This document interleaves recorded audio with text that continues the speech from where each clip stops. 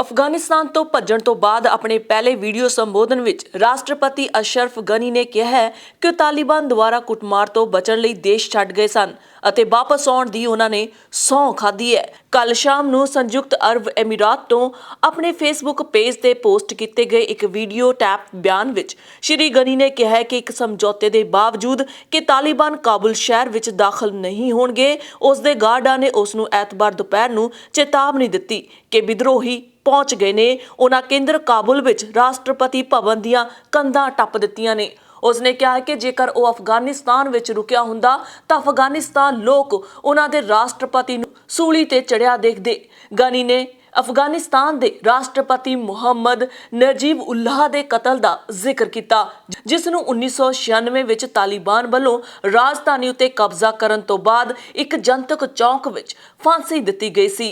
ਸ਼੍ਰੀ ਗਨੀ ਨੇ ਉਹਨਾਂ ਲੋਕਾਂ ਦੀਆਂ ਗੱਲਾਂ ਦਾ ਵੀ ਖੰਡਨ ਕੀਤਾ ਜਿਨ੍ਹਾਂ ਨੇ ਉਹਨਾਂ ਨੂੰ ਕਿਹਾ ਸੀ ਕਿ ਨਕਦੀ ਅਤੇ ਸੋਨਾ ਲੈ ਕੇ ਭੱਜ ਗਏ ਨੇ। ਉਹਨਾਂ ਕਿਹਾ ਕਿ ਉਹ ਸੰਯੁਕਤ ਅਰਬ ਅਮੀਰਾਤ ਪਹੁੰਚਣ ਤੇ ਕਸਟਮ ਵਿੱਚੋਂ ਹੋ ਕੇ ਲੰਘੇ ਸਨ। ਸ਼੍ਰੀ ਗਨੀ ਨੇ ਕਿਹਾ ਕਿ ਉਸਨੇ ਸੰਘਰਸ਼ ਦੇ ਸ਼ਾਂਤੀਪੂਰਵਕ ਹੱਲ ਲਈ ਗੱਲਬਾਤ ਕਰਨ ਦੀ ਕੋਸ਼ਿਸ਼ ਕੀਤੀ ਸੀ ਅਤੇ ਉਹ ਹੁਣ ਅਫਗਾਨਿਸਤਾਨ ਵਿੱਚ ਉਸ ਦੀ ਰਵਾਨਗੀ ਹੋਣ ਤੱਕ ਕਾਬੁਲ ਦੀ ਰੱਖਿਆ ਦਾ ਤਾਲਮੇਲ ਵੀ ਕਰ ਰਿਹਾ ਹੈ।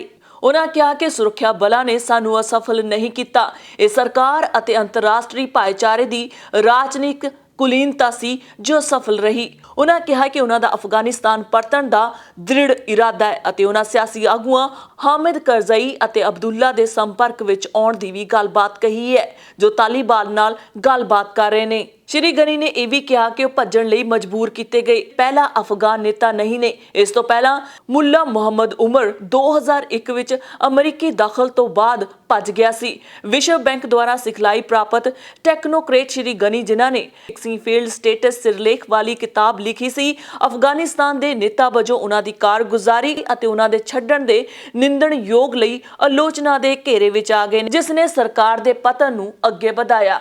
ਅਸ਼ਰਫ ਗਨੀ ਨੇ ਇਹ ਵੀ ਕਿਹਾ ਕਿ ਭਗੌੜਾ ਕਹਿਣ ਵਾਲਿਆਂ ਨੂੰ ਮੇਰੇ ਬਾਰੇ ਜਾਣਕਾਰੀ ਨਹੀਂ ਹੈ, ਜੋ ਮੈਨੂੰ ਜਾਣਦੇ ਨਹੀਂ ਉਹ ਫੈਸਲਾ ਨਾ ਸੁਣਾਉਣ। ਦੱਸ ਦਈਏ ਕਿ ਅਸ਼ਰਫ ਗਨੀ ਨੇ ਤਾਲਿਬਾਨ ਦੇ ਕਬਜ਼ੇ ਤੋਂ ਬਾਅਦ ਅਫਗਾਨਿਸਤਾਨ ਤੋਂ ਭੱਜਣ ਦੇ ਦੋਸ਼ ਲੱਗ ਰਹੇ ਨੇ।